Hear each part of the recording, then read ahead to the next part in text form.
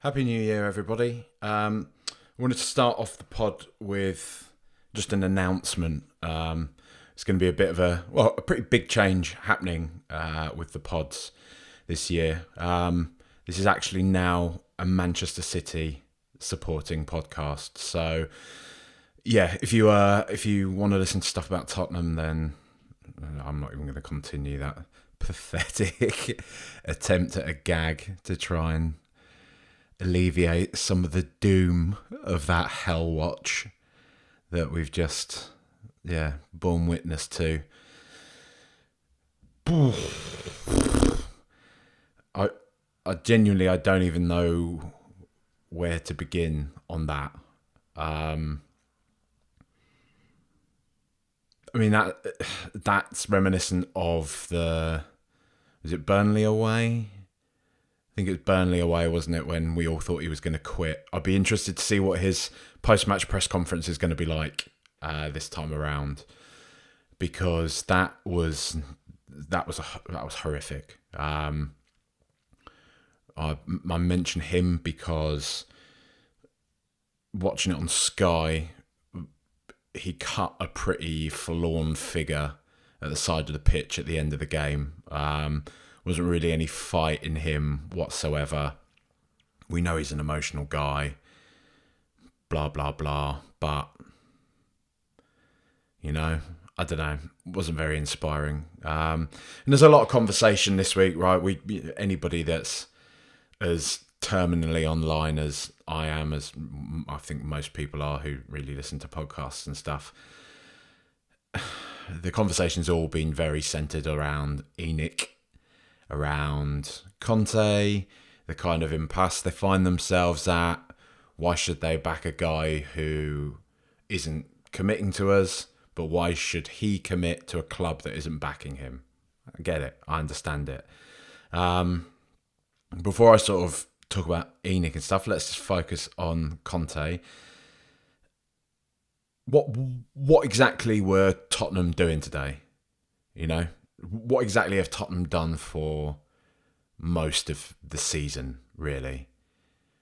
I think towards the tail end of last year, we had Kulusevski absolutely flying, and I think he inspired us to play some pretty decent football at times. Nice bit of passing, nice bit of moving. Starting to see some of Conte's automations coming into effect, even though I only sort of, after speaking to Kimmy on the pod, she sort of explained to me about the whole, the fact it's people moving in patterns, so people don't even need to look for where players are on the pitch. They just know to knock the ball to a certain space because they've rehearsed these movements, and you could start to see that last year. This year, no clue whatsoever. Today, I have no idea what Tottenham were trying to do, really, at all. It seemed to sort of consist of Doherty and Perisic running down the wing and then passing it backwards and not really doing much else with it. Aston Villa, pretty compacted in the centre of the park. They pretty much knew what we were going to do. Kane and Son couldn't really do anything. It was just horrible. It was horrible to watch, and you knew Villa's goals were coming. You just knew it because they didn't really in the first half have any meaningful counter-attacks. Watkins looked a bit kind of rusty, didn't look like he was fully at it, but there was still that kind of lingering danger there.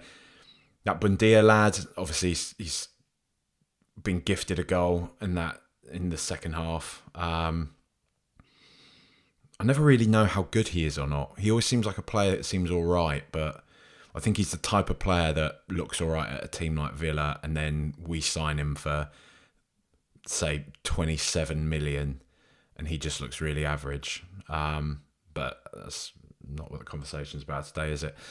I think the thing that I find most depressing, because, all right, let's look at this kind of without the kind of the confirmation bias, the sense of, I don't need to hide this from anybody, the sense that I'm kind of sceptical of Antonio Conte and his appointment at Tottenham, always have been. Let's just look at it purely on the sense that we have just had a World Cup in the middle of the season. A lot of the players are probably quite leggy. They've not really played together that much. Whatever. I can understand all that. You see performances like Arsenal's yesterday. I don't know how much weight it carries, but everybody's different. Come on, They're further along in their project, blah, blah, blah. I think the thing that worries me most, right, if you are to be sort of forgiving of that, essentially, players being tired, players being rusty, players not being that used to a system, having a few players missing at the moment, Bentancur, Kulusevski, probably the most notable, missing from the team. I think the thing that I find most worrying about it is they just look so uninspired. And yeah, I definitely take on board the fact that this is the same group of players. It's let down Pochettino, let down Mourinho, let down Nuno Espirito Santo, even though I don't know if that's fully true. There's quite a lot of new players in there now. It's the manager's job to inspire what he has at his disposal. Yeah, okay, right. He may want new signings, but no manager, no matter how good they are, is going to have an entirely fresh starting 11, all of players, exactly who they want, other than someone like Pep Guardiola, who manages Manchester City, who have the fortunes to be able to do that. Any manager that you sign, and any manager has a responsibility to utilise the players at his disposal, to motivate them, to inspire them, to sell them an idea of what it is that we might be doing. I would say as a fan, I don't even feel that he's doing that. I don't get anything from Conte, and I haven't done at any point. I think we get the odd performative kind of fist bumping at the crowd.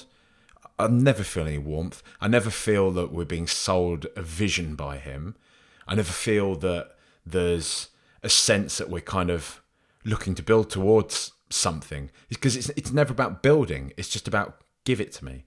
Give me whatever players. And, we don't know what we don't know what assurances he's been given to before he took the job, So I'm just, all I can do is react to what I see, everything I have at my disposal, and then make my own jumps based off the back of that, because that's what we all fucking do. That's what we all do in most areas of our lives, is you get a feeling for something and then you just talk shit about it. Things at least outside of your control anyway.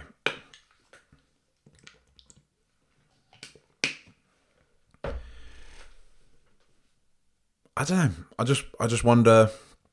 A few people have said this before. Maybe his style is out of date now. Maybe we are his Manchester United. We are the Manchester United to his Jose Mourinho. Maybe this is where you start to realise, actually, maybe he hasn't got it anymore. I mean, I don't know if I fully buy that. I could see Antonio Conte still taking the PSG job, the Real Madrid job, if either of them wanted him, and him doing a great job there.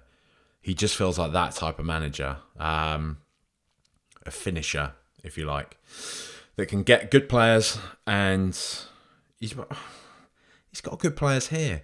People dive on this whole kind of like, the squad's awful, the squad's shit. I think it is. I don't think the defence is great,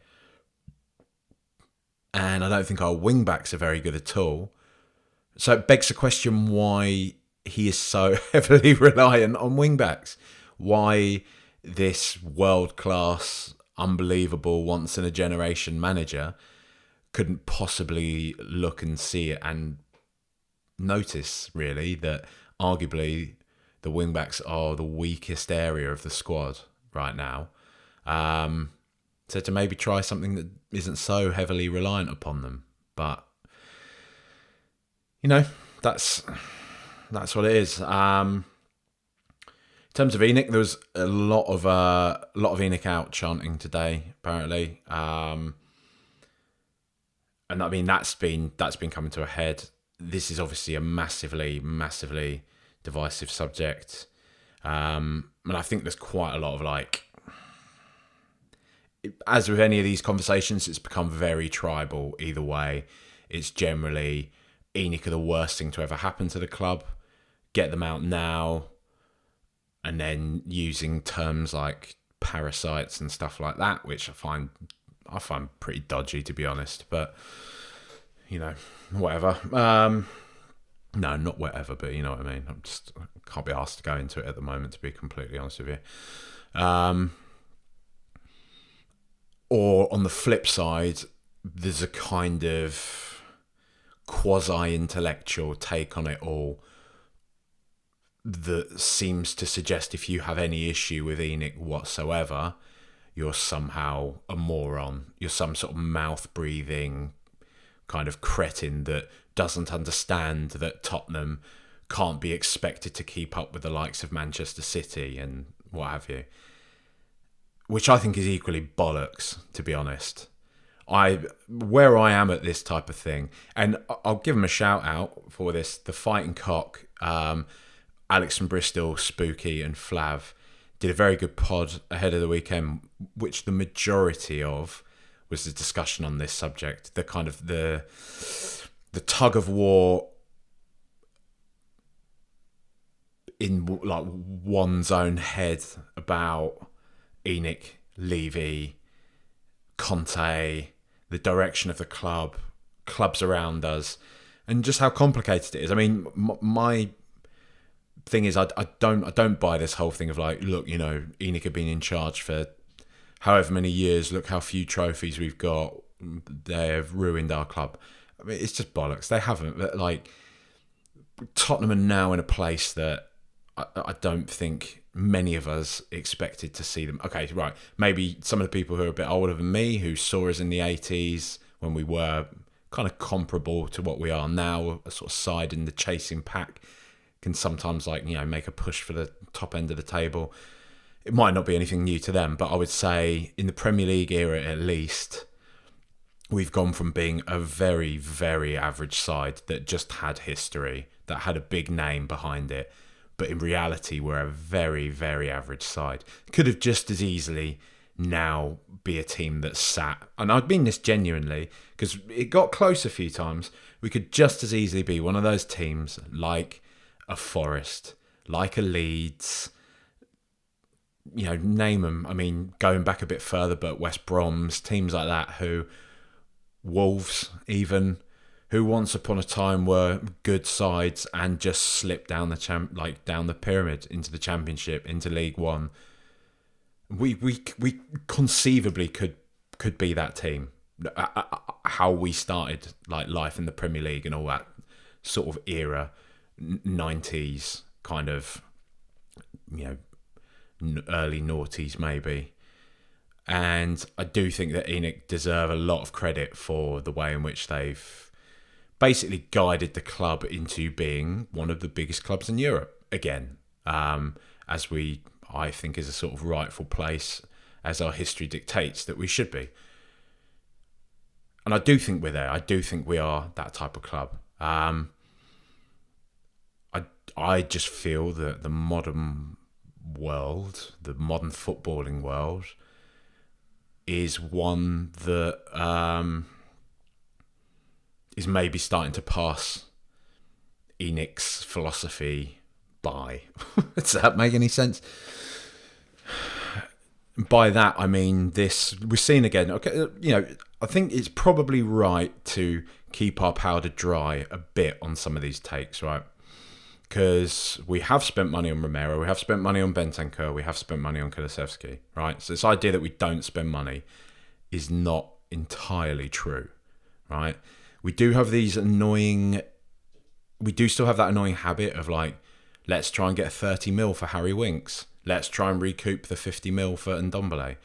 Just get rid of these players. If they're not wanted by the club anymore, stop using these players as an excuse to not continue to speculate. Because in terms of my point on this is that when you're at this level where Tottenham are now, I don't understand why ENIC would want to build the club to this level but not fully commit to it. It seems nonsensical. And I think people have sort of said, oh, you know, maybe Pochettino's kind of success came too soon, and yeah, I buy that to a degree, but at the same time, we didn't build a £1 billion stadium just on the back of Pochettino having a couple of good seasons with us. And I'm not diminishing anything Pochettino did for the club. Like, you know, my feelings on him by now.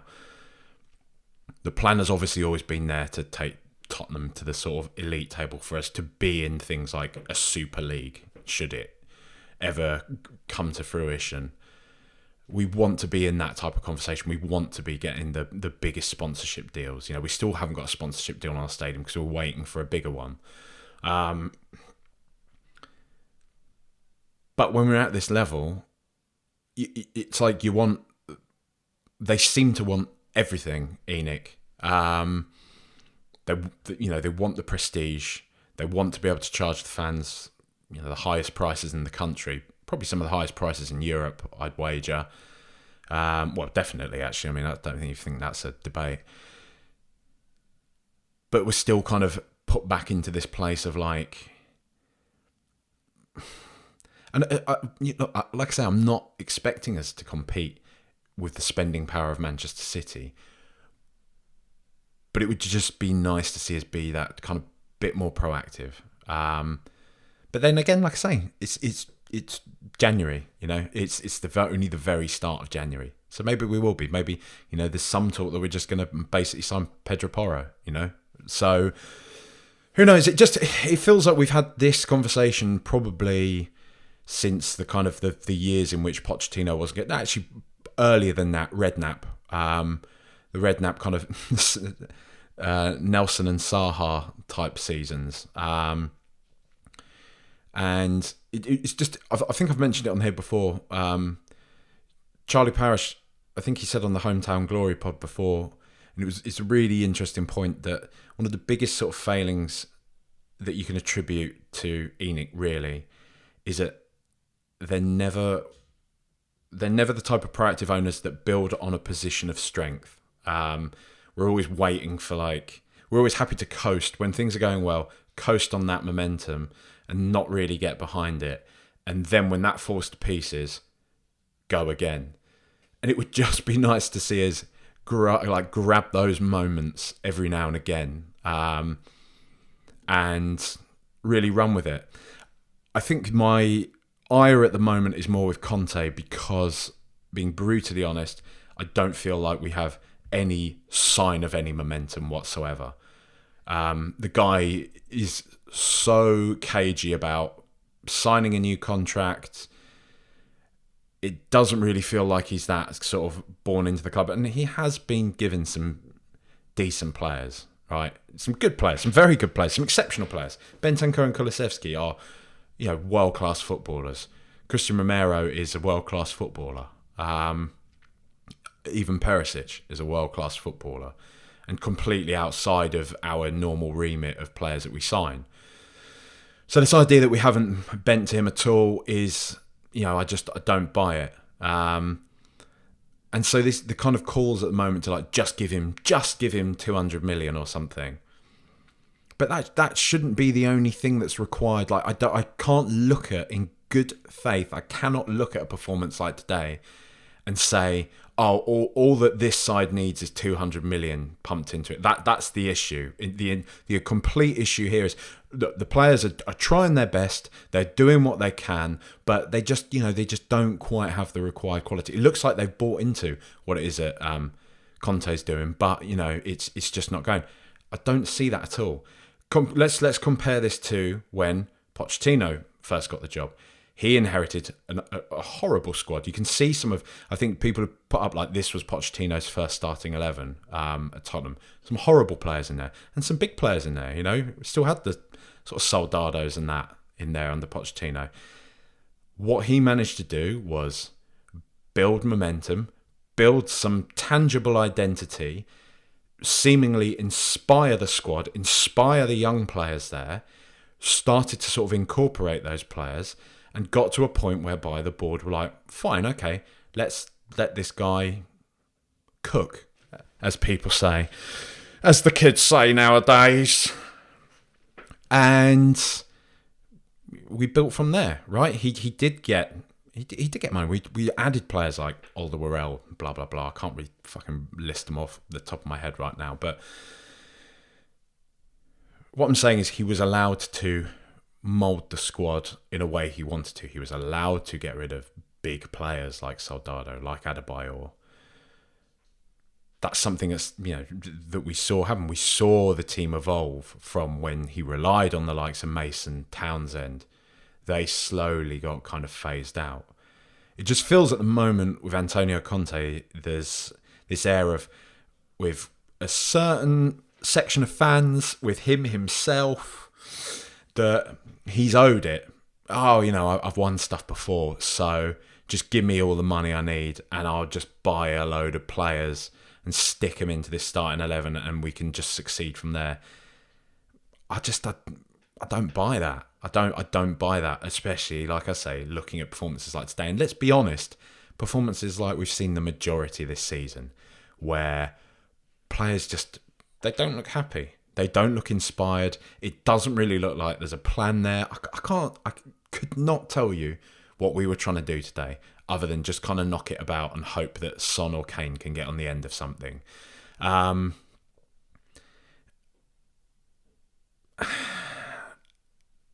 And it's starting to just feel like everybody is wasting their time a bit. Because if we're just in this place now where we're going to have an entire season of will he, won't he sign, will they, won't they give him money to spend after January, in summer, will Kane sign, won't he sign? It's just this kind of this awful purgatory that we find ourselves in, that I still, gun to my head, would say I feel a lot of this still lies with Conte. I do. And don't get me wrong, I know people will be saying you can't win the league with Eric Dyer and Ben Davies at the back. Yeah, no, I do understand that. But what you can do still with Eric Dyer and Ben Davies at the back, as he demonstrated at the tail end of last season, you can start to form a winning mentality, a kind of a thirst for victory, for a certain energy and a certain momentum that the team are building towards something, that they are, they have their eyes set on, I don't know, some sort of end point to a journey. It just feels now, it looks and feels like the death throes of a managerial campaign. Again, it feels like we're back there again already with him. And so I can kind of see why the board or whoever would be hesitant to give him money. But like I said, I'm not completely letting him off the hook. A very good tweet. I'm going to dig it out actually and read it verbatim and not do my usual. I saw a tweet the other day and they didn't say exactly this, but they said this thing. Who was it? At Choff Spurs said, biggest mistake our club ever made, and there's been many, was not backing Poch. We looked like we were improving constantly, beating top teams. We had a manager who loved and still loves this club with all of his heart. We had an identity, a style. Now look at it. It's just sad. Can you argue with that? Can't, really. And this is, as we were talking about, as I was talking about at the top, this is where more of my ire comes in with somebody. I mean, sort of said from the start, these kind of glamour appointments, bringing in someone like Conte, it felt like a wrong fit from the very beginning. He's always felt like that manager for Madrid, PSG, Manchester United, where he's guaranteed loads of money. He's guaranteed the kind of the feeling of being where he should be. He's clearly a guy with a big ego, and whatever, that's fine. It's not, you need to beat him down for that. He's a successful, guy. Like, he's going to have an ego, obviously. He obviously backs himself. Fine, fair enough.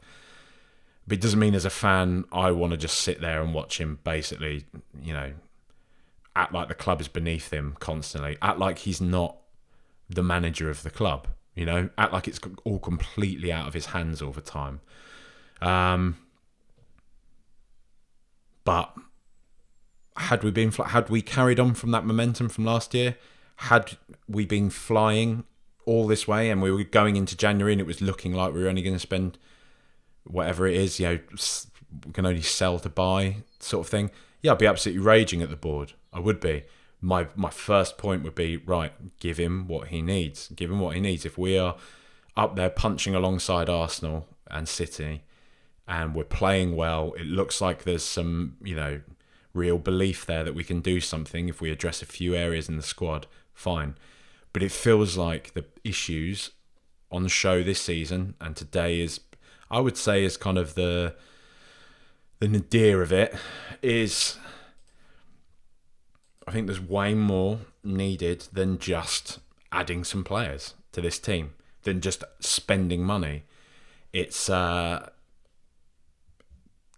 just feels like there's a bad, dark cloud over the whole place. And in my opinion, right now, that rests with the manager.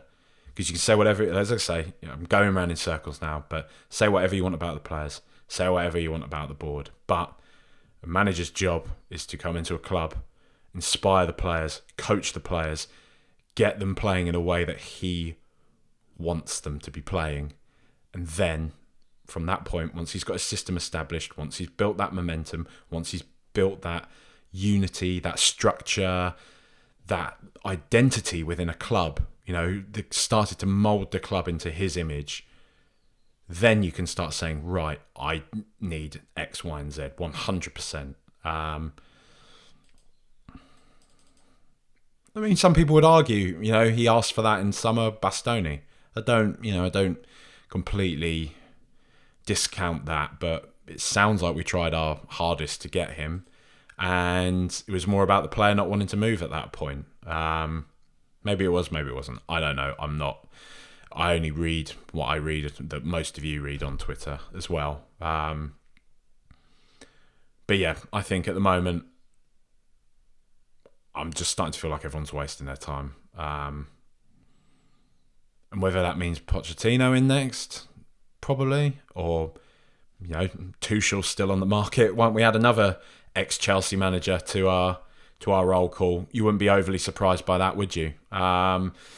It's I don't know.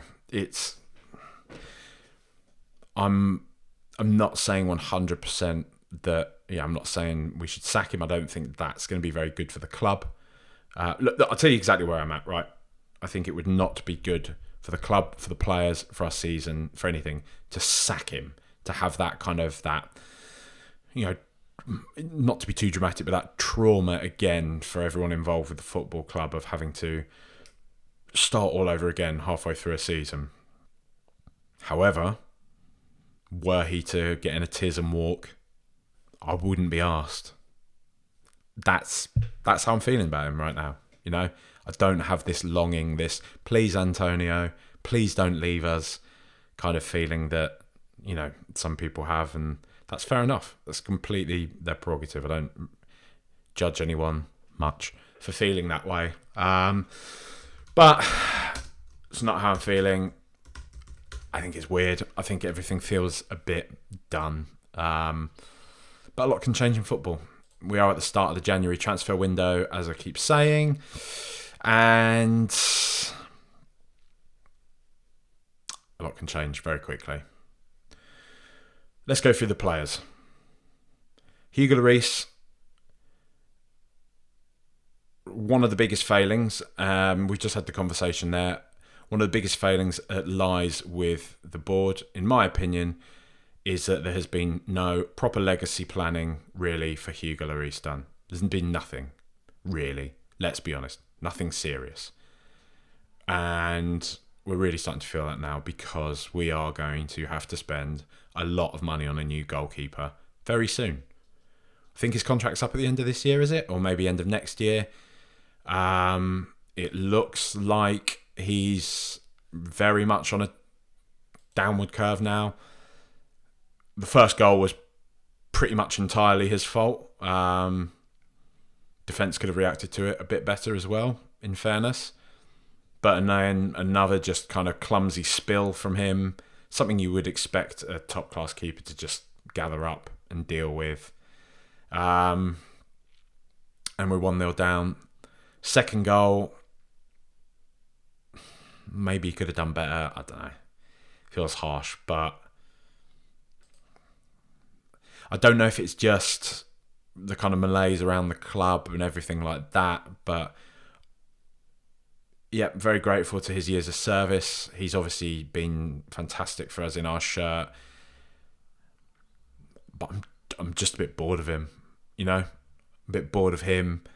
We're very quick to say these players have failed time and time again. One of the most consistent factors in this is Enoch. They're the ones behind it. You know what? Another one of those consistent factors is he's been our captain for the majority of that time. He's been club captain. I don't know. That feels like a bit of a leap, doesn't it? But I'm not saying that's entirely. I'm not fucking galaxy braining this and saying, oh, that's why we don't win anything because Hugo Lloris is our captain. I'm just saying that maybe he's just not very good.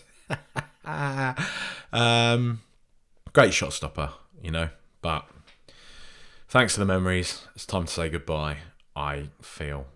Who we sign in his place, I don't know. Oblak, is that still a thing? Is he still a good goalie? I think he's still a bit old now, isn't he? Don't know. It's not what I'm paid to do, though, to find good goalkeepers, but there must be some out there. How the fuck did Liverpool get Alisson Becker, man? Like, honestly, I watch Alisson Becker and I'm old enough to remember like peak Schmeichel and peak Kahn. And I hate to, like, Becker's better than both of them, man. Becker's easily, I would say, the best goalkeeper I've ever seen in my life. He just is like a fucking brick wall. How fuck did he just escape the clutches of everybody else in world football? The Liverpool win it. What, they're getting for something fucking crazy, like 40 mil or something like that. Peanuts for the best goalkeeper ever. Let's just hope we can do something like that, right? Ben Davies, very Ben Davies performance. I don't really think he did much wrong. Don't think he did much brilliantly. Just kind of was there, a bloke, a good squad player. You'd like to see somebody in that position. I think Longley, when he has played in that kind of left of the centre role, where Ben Davies was today, he was able to showcase a bit more of his kind of metronomic tempo-setting, passing and whatever, which Davies doesn't really do. Davies is tenacious. He's good at sort of bombing up and down pitch. He's good at sort of, I think, closing down, running to attackers and stuff. He's just not that smooth, is he? He's not that silky. He's not particularly, I don't think, much of a presence. It's just Ben Davies, you know, good player. Clement Longley, as I sort of touched on there, he wasn't in his sort of more favoured position. I've seen people saying in the past they want him to play in the centre. Never liked it. Definitely didn't like it today. I thought he was pretty bad. For the second goal, I want to say, I think he was just a bit all over the shop. Just couldn't really read what the attack were doing. Didn't see much of him in the way of like his sort of passing or anything like that. I just, you know, we're talking about him kind of, I've said this before, but we're talking about, you know, making this loan a permanent one for tens of millions of pounds. Nah, not for me. Not for me. Placeholder until now. But look, I think the main thing is, right, yeah, they all have different qualities and stuff. But to me, he's still in a bracket with the likes of Ben Davies and Eric Dyer. That's the only way I can put it. I don't see a player who is head and shoulders above the two of them. I just don't. Sideways move. Christian Romero, good to see him back. Apparently the first for all the moaning I've done about him. Apparently the first Argentinian back after the World Cup, at least to start. And it was I thought he was pretty decent today. Yeah, it's quite nice. I do like his aggression. It's back again. He is young. He is hot-headed. He probably should have had a red card today. I think he got saved because the ball was out of play or something like that when he did that tackle right towards the end. But he is, he's rash, and we know that about him. And sometimes with some players, you don't want to sort of curb those instincts in them. Can't remember what it was. What is it, Conte's thing? Cold head, hot heart, or some shit like that he said about it. Basically just to be smarter.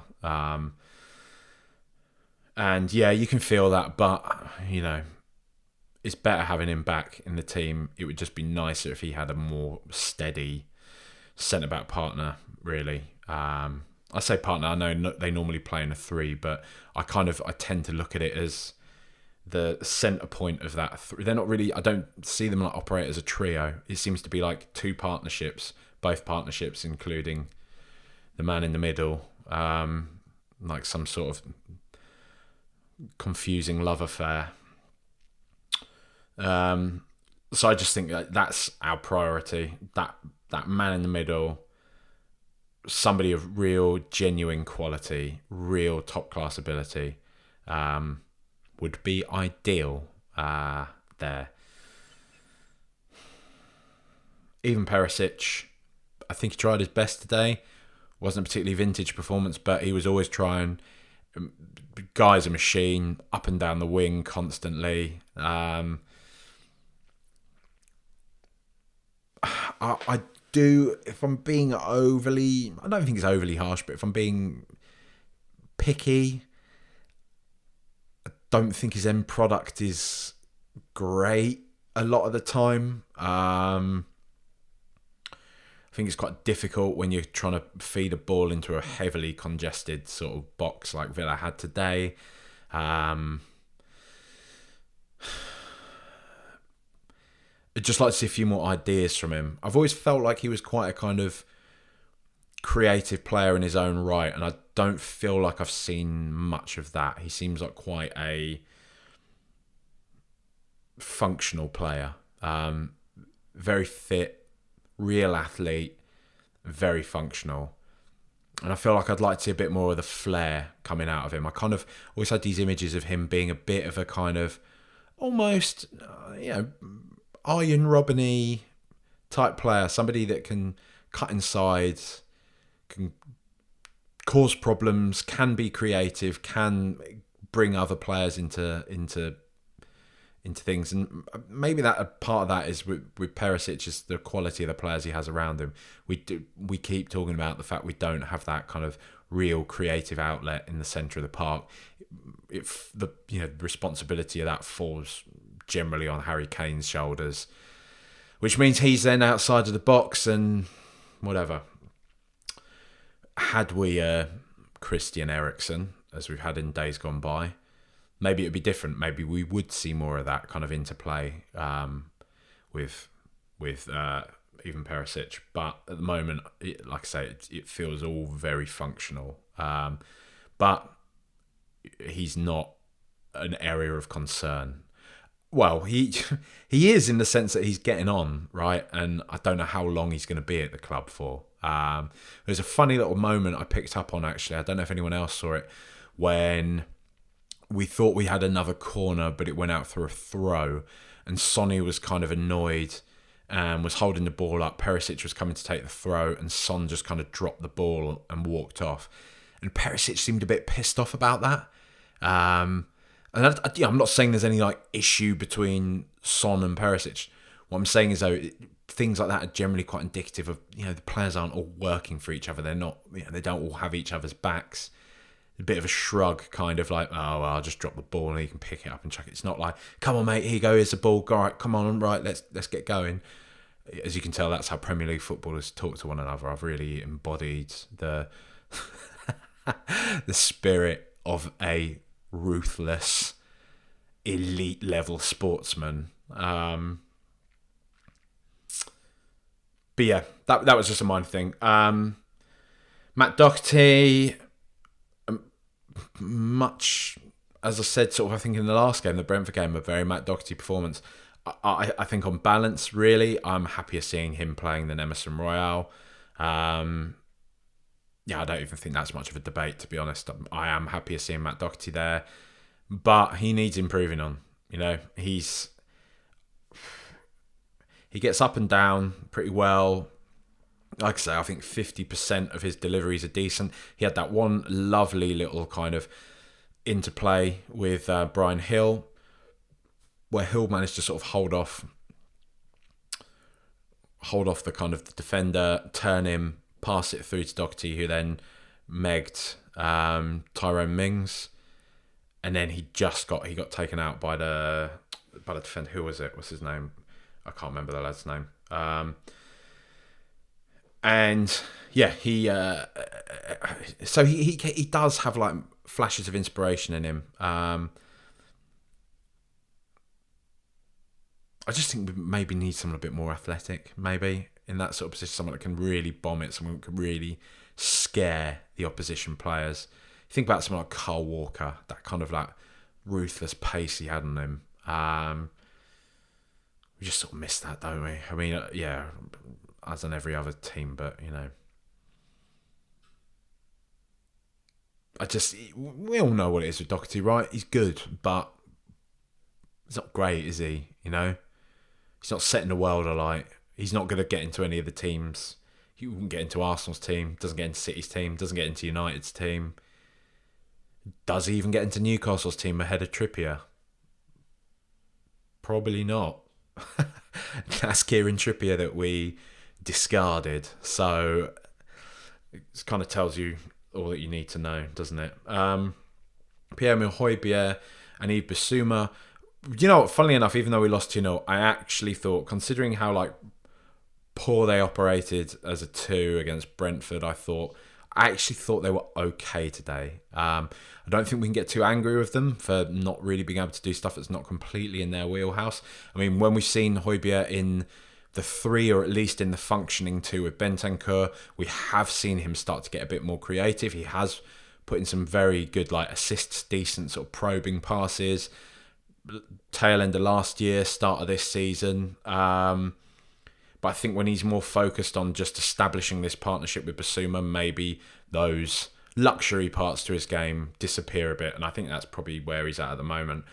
But I thought the two of them started to look better today. I thought Yves Bissouma in particular was way better than he was against Brentford. Like I say, still not amazing. Don't get me wrong. I'm not saying we have the Yves Bissouma we thought we had from Brighton, but he wasn't terrible, which, pat on the back, It's just not very inspiring, is it, with those two? I think that's the main thing, right? And you're not going to get that. Like I say, you can't attack players for not being Christian Eriksen, because neither of them are. They're not James Maddison.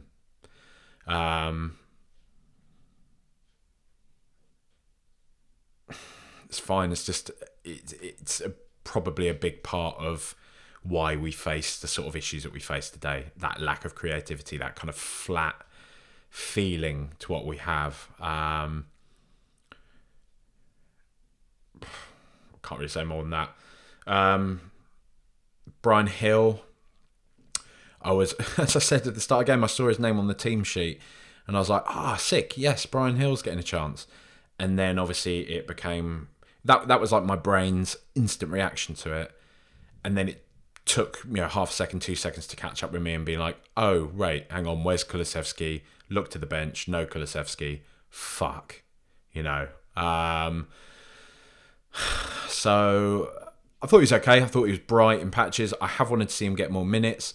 Really, I've wanted to see him get more minutes off the bench, to come into games, particularly games like Brentford the other week when we were struggling. We're kind of, we're not struggling, but when we're at 2-2 and we want that final kind of little added element, something a bit different, another dimension to our play.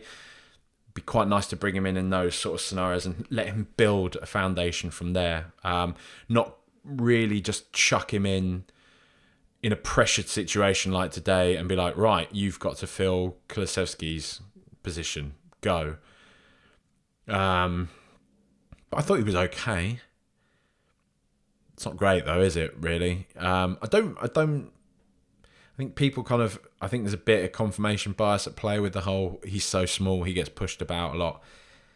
I don't see him get pushed about any more than any other player really gets pushed about. I just think, like today, for example, I just think he seemed a bit nervous, playing within himself a bit. And yeah, when you look at a player like Kulusevski, someone who backs himself in that way, not all players are the same, not all players have that same level of confidence, but still Kulusevski, young player, similar age to him probably, I think, about the same age, just came into side and knew he was the shit, and he'd had a tough time in Italy, but came into the Tottenham side, really took it as a fresh start, fresh chance for him to build his career. He's been speaking about that a lot this week. And he grabbed it with both hands and is now, easily one of our best players. Brian Hill just seems a bit nervous. He was, obviously, I guess, building a bit of understanding with Matt Doherty. He's, I guess, not really played with him that much. He's not played that much at all. So it's harsh to just jump on him after one performance, but still, it wasn't. He didn't set the world alight, did he? Let's be brutally honest about it. Heung-min Son. Look, I love Sonny. He's a club legend. He is, and been sort of uncomfortably dancing around this point for a few weeks now. I'm starting to worry a bit about Sonny, man. It doesn't. I was sort of saying this on the last pod. I don't know if it needs to be a worry. Players get older. Their bodies change. What their capabilities change. I do feel that we are now seeing that with Son. That it's not just kind of a bad patch. We're seeing a player who is, he's aged. He put a lot into last season. He won the Golden Boot. I would probably say he was at his best, or I would say I've seen him at his best, 2019, so Pochettino's last season, and then that first Mourinho season. I think that was kind of peak Son. But I don't think it's like he's done, it's over. Maybe the Son that we once knew is done, it's finished, but there's obviously still a remarkable footballer in there. And maybe we just need to think about how we utilise him now. Do we bring him off the bench? Do we play him in a more advanced role? Do we put him up top and have Kane playing behind him? Can we give that a go? Give him less responsibility. Give him less, basically, give him less running. Allow him to, and I think that's how Mourinho got quite a lot out of Son. He didn't make him work as hard. He just allowed Son to kind of sit up top and express himself a bit. And I hate giving Mourinho credit, but it is one thing that I think he managed Son very, very well. There's often been a lot made about Son filling in for Kane and how he stepped up and been great for us when he's played up at the top when Kane's been out, Champions League run, that type of thing.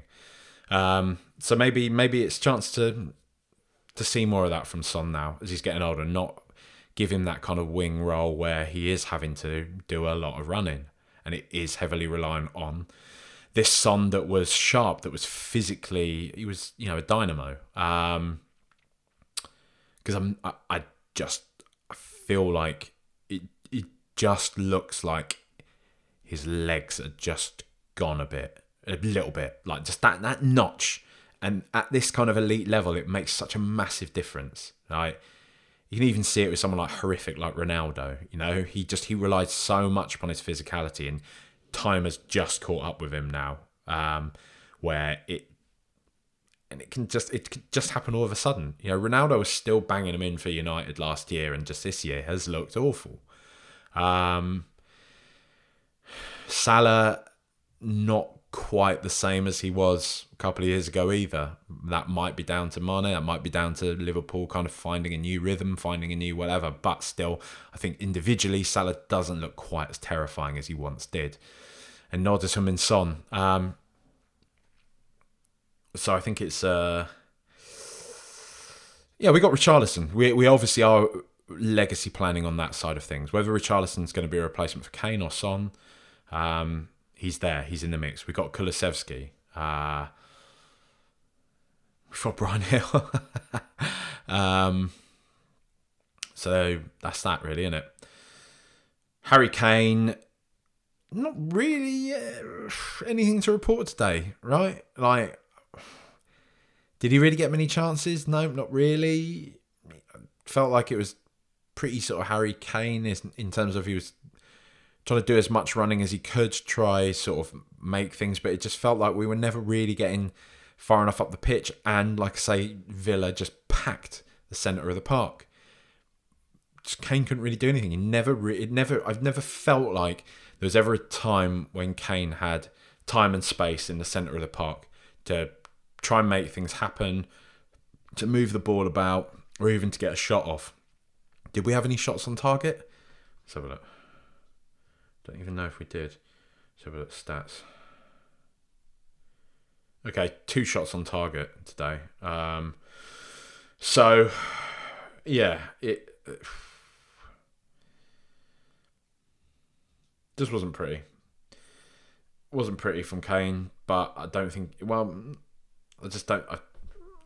I don't think he benefited from anything that was happening today at all. Who else have we bring on? Skip, Emerson, Sessegnon. Sessegnon was all right. It was nice to see Jed Spence come on as well. Got a good reception from the crowd. Pape Matar as well.